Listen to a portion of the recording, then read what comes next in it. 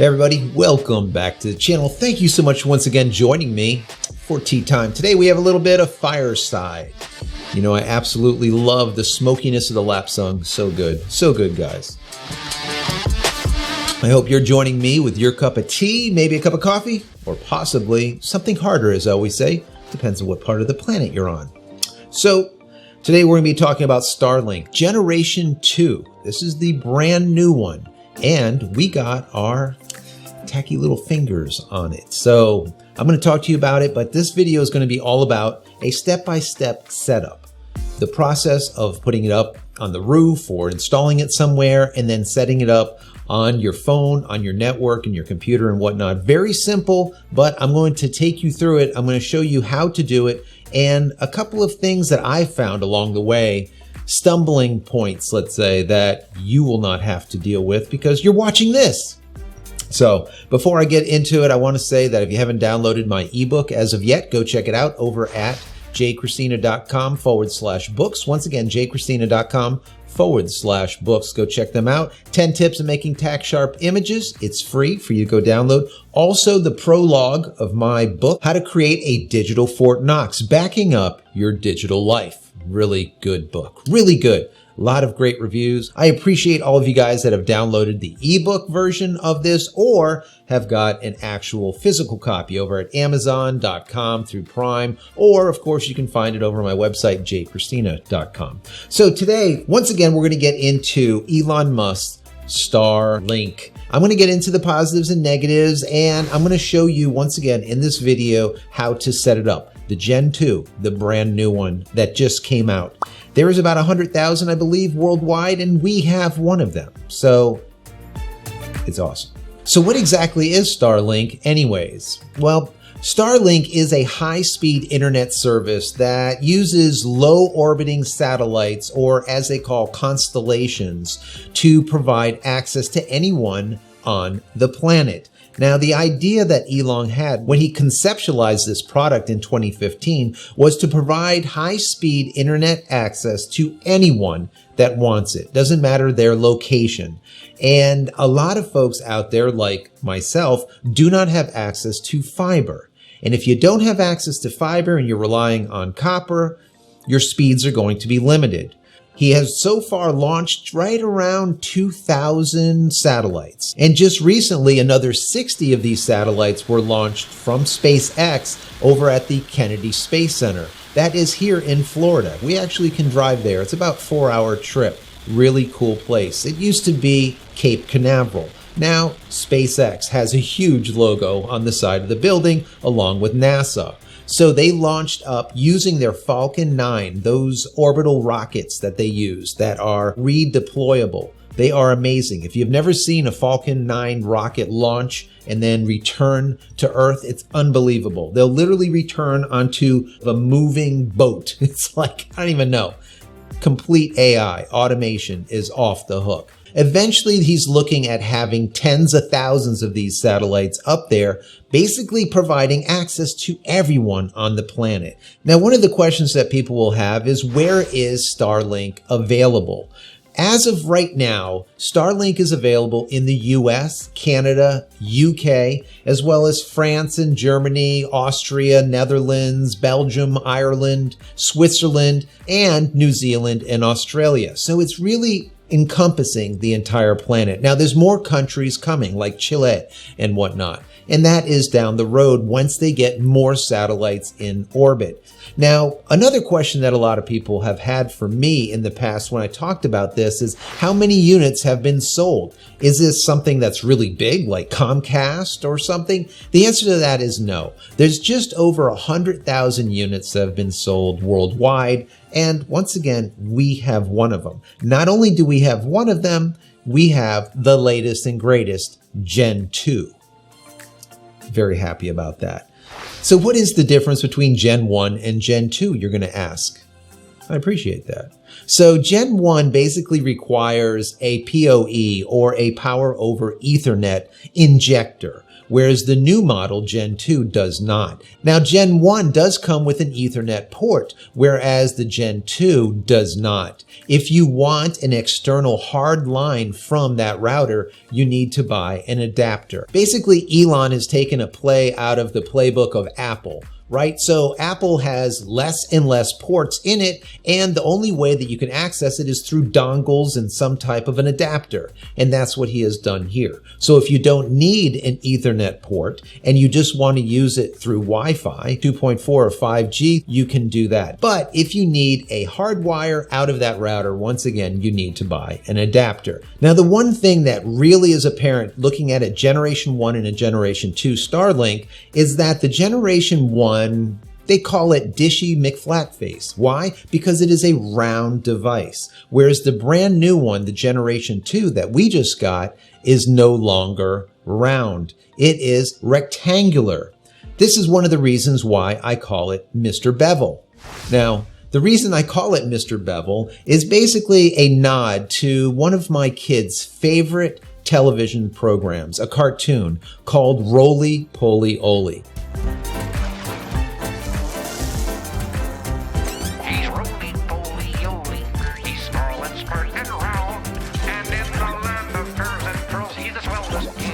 And Rolly's friend was called Billy Bevel. Instead of being round like Roly Poly Oly, he was rectangular with beveled edges. Hi! This is my bestest friend in the whole universe, Billy Bevel.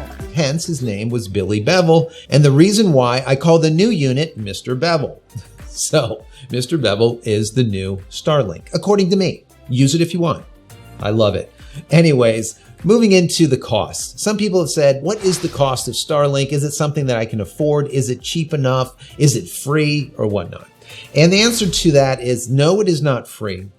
There is a cost to it. Now, you have to get into a waiting list, number one. It is now out of beta, so the waiting list isn't as long. You can get a unit, and it takes probably about 2, 3, maybe even 4 months to get one. But for $99, you get on that waiting list. And then once it is available and they send it out to you, they bill your card $499 for the equipment.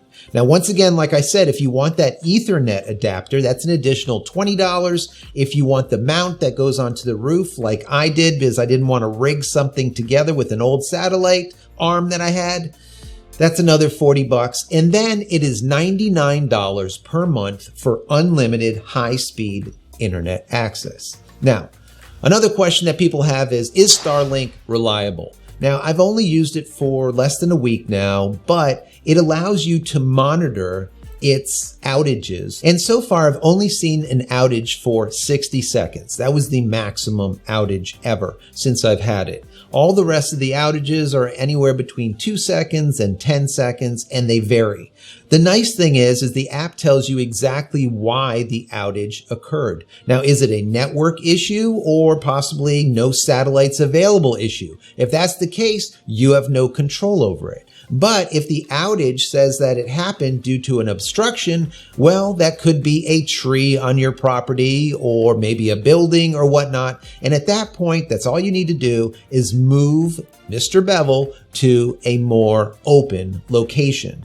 Now, what's really cool is the software, the app itself, allows you to track the sky, and it knows exactly where the satellites are. So it will allow you to position your Mr. Bevel exactly where it needs to be so that there's no obstructions. Here in North America, we're pointing our dish towards the north. So we need to have open skies from east to west pointing north. Now, if you're on the other hemisphere, obviously it's going to be pointing in the other direction.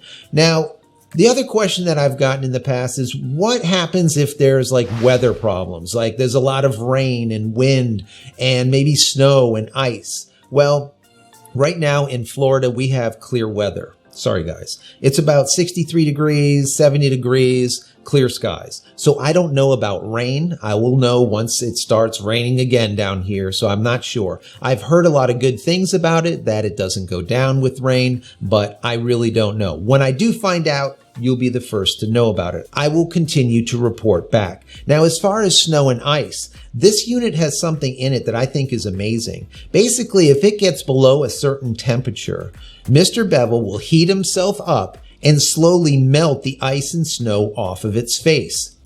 What the hell is that? See, this is the kind of stuff that Elon does. Just makes sense. Damn genius. So, like I said, it will start out at maybe about 80 watt, 90 watt draw. And then if it needs to heat up, you will actually see it go all the way up to about 150 watts pumping into this thing, basically heating it up, heating up the coils around it to melt off any kind of snow or ice. Super, super cool. So that's kind of the backstory behind Starlink. I'm going to get into right now the step-by-step setup so that you can see how I did it. And I'll give you some tips on what to do and what not to do. And once again, I will continue to report back on Starlink, especially if you guys are interested. Before I get into the setup, I have to say that when Starlink came, they ended up dropping it off at the end of my driveway. The driveway is about 150 feet long, 180 feet long, and they literally came onto the driveway. This is like one of those FedEx side drivers, subcontractor guys, literally came up the driveway 10 feet, dropped the Starlink box in the middle of the driveway, and took off. If I wasn't outside seeing that, that thing would have been gone in 90 seconds or less. It would have been history. Like, what the heck? Anyways, I had to share that with you. So let's do a quick unboxing here. As you can see, it comes with a massive instruction booklet. Put it in a location that's unobstructed, plug that into the router, and then the router into your power. Open up the app, and there you go. Well, it's a little bit more complicated than that, but that's the gist of it. As you can see, it's packaged really well, and there's not a lot inside of it.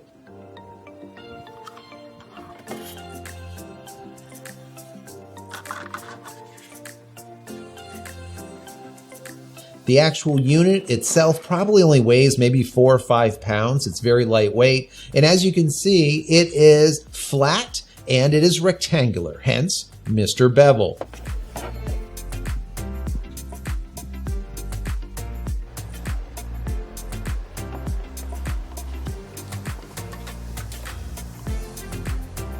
Now, one of the things I didn't tell you before is the wires are now removable from the unit itself, whereas before it was built in. So now if you want to go with a longer wire, you can also buy one. So it comes with a 75-foot cable, but if you need it longer, they also sell a 150-foot cable. So that's really cool. I like the idea that you can actually unplug it and then plug in a new cable if you need to. So if there's a problem with the cable, you don't have to return your entire unit. You can simply buy a new Ethernet cable. Now, once again, this is a proprietary Ethernet cable. It is not a standard Ethernet cable like a Cat 5, Cat 6, Cat 7, or whatnot. This is proprietary, and the ends of the cable are also proprietary. Remember, it is also injecting power. So this is PoE, or power over Ethernet. But it injects a lot of power, up to 150 watts or more. And by the look and feel of the cable, I think it's going to hold up really well to the elements. The router has these really sharp edges to it. I think it is super cool. It's probably about maybe 8 inches tall, really thin, and it only has 2 entry points, one for your Ethernet and the other for power, and that is it. I like the little insignia on it. It is, I believe, the orbital pattern of Mars, which is really cool, the whole SpaceX thing, and of course Elon trying to get to Mars, which I probably will see him do it in my lifetime. I wouldn't doubt it. Now, the base itself is made out of some type of alloy, and instead of having 3 legs coming off it like the old Generation 1, this has 4. It's a little bit more slender and more long. Now, when I originally ordered Starlink, it was about 8 months ago, I did not order it with a mount. So if I was to do it all over again, I would suggest to you, pick up one of the mounts, the mount that works for you the best. There is a few different ones. You can have a mount that comes right off the house itself, one that comes off the eave, and then you have another, let's call it a universal mount that you can mount to any pole. But since I didn't have it, I use sandbags to secure the unit to the roof until the mount comes. What's really nice about the unit itself is the way that it actually snaps onto the base. It takes one button to release it, but once it's on, it's locked in there solid. And once again, the metal is some type of alloy, so it's very lightweight, but you can feel that it's really durable, and you can tell that it is not only weather resistant, but it's going to do really well against the elements. Once you get the unit plugged in, it takes about 5-10 minutes to fully load up. Once it does, it then begins tracking the satellites automatically. So not only does it tilt backwards and forwards, but it also rotates 360 degrees. So it can point itself exactly where the satellites are at that specific moment and then track them as they move in the sky.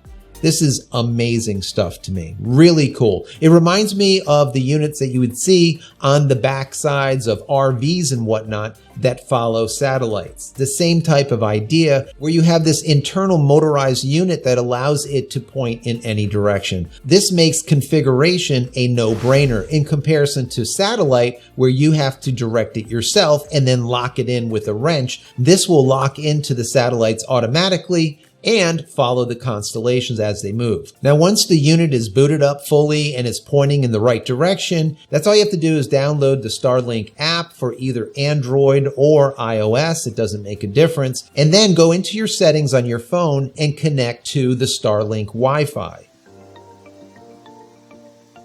From there, you jump into the Starlink software and it's going to ask you to create a network. Of course, my network will be called Mr. Bevel, but you call yours whatever you want. Once you've created the new network name, you're going to have to once again re-log in by going into your Wi-Fi settings, then connect to Mr. Bevel. Now that we're back to the actual app itself, you can see that it says that it's online. If we go into the speed test tab, here, you can see that the router itself is a Starlink version 2. Once again, that's the latest and greatest. Now, the Wi-Fi signal itself is a 5 gigahertz signal, and we're getting a connection strength of about 70%. Now, on the left-hand side, you can see the device speed is 340 megabytes down with an upload speed of 28 megabytes. Now, it does another test internal to the router itself, and the router is getting 299 megabytes with an upload speed of 40 megabytes. Either which way, these numbers are unbelievable. Now, as a point of reference, right now in studio, we're getting about 15 megabytes down and 1.6 megabytes up. That's with AT&T Uverse, just so you get an idea. This is 340 down and 28 up. You're looking at more than 20 times faster with Starlink than what we currently have. Now, there is a support tab where you can see a whole bunch of different topics from account to billing to ordering. You have cancellations and refunds. You have general FAQ, which is your frequently asked questions. You have answers to set up and install questions, as well as specifications and configurations, and finally troubleshooting. Now, if you want to get a hold of one of their representatives, you can also log in to the account, the starlink.com account, and go through their support. And they go with a ticketing system, whereas you put in your question and then they reply back to you within X number of hours. The unit also will show you outages, latency, as well as usage. And if we go into the outage area, we'll show, once again, like I told you before, a list of outages, when they happened, how long they occurred for, and then what was the reason for the outage. Now, obviously, these outages that you see here are only there because the thing just recently booted up. It's brand new. You can see at the very bottom, 11:14 booting, 52 seconds, then searching, 52 seconds. And then finally, we see network issues as it is determining what connecting route it's going to use, and then so on and so forth. But for the most part, we're only seeing about 2-second to about 10-second outages here and there, with a maximum of 60 seconds over the last 3-4 days that we've had it online. Now, what I'm going to do is I'm going to drill a hole straight through 8 inches of concrete. So once the drilling was done, it was very easy to fish that cable through that 8-inch concrete wall. I will also pull through 1 extra wire through this hole that I'm going to be adding a hotspot or an access point to to the exterior of the building so that we have good solid Wi-Fi in the entire area. So if I want to walk around outside and still have really high speed, I can do that also. Now, I am not one to drill holes into the roof, and this roof is brand new as of about last year, I believe. Now, instead of drilling holes into it, number one, I'm going to mount the dish using their mount to the eave of the building itself, and then I'm going to run the wire along the roof. I decided to buy some cable fasteners, and instead of nailing those fasteners into the roof, I used liquid nails. So once again, there's absolutely no holes in the roof at all, no way that we can have a leak. It is a very simple installation. Of course, a couple of things that we want to make you aware of is number one, when you're purchasing the unit itself, definitely buy the mount. Now, I also recommend that you download the application before ordering the unit itself and the mount. The reason being is the application will allow you to search for obstructions, and that will also allow you to move around your property to find the exact place that you'll be able to put it so you have absolutely clear skies. Now, that will also help you determine if you're going to use a mount that goes onto your roof,